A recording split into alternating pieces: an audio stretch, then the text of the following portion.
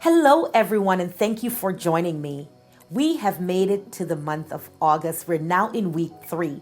We kicked off the month by talking about our visitor's visa. Then we moved into our J's, our intercultural exchange. Let's talk about the employment visas now. Every year, the United States allots about 140,000 visas for qualified applicants the world over. Who are these qualified applicants? We're talking about our seasonal workers. We're talking about our farm workers. When I think about employment visas, I try to sit down with an applicant first and find out what their qualifications are, what their credentials are, before I decide where exactly do they fit in the alphabet soup of employment visas. The beautiful thing with certain employment visas is that it can ultimately lead to a green card. Most of the other categories we discussed do not lead to a green card.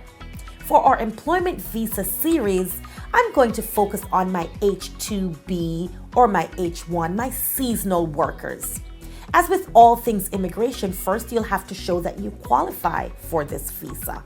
You'll also have to show that the purpose for which you're coming, you meet that purpose. Unlike our B1, B2 people, yes, on your employment visa, that is exactly what you're coming to the United States for. You are coming to work.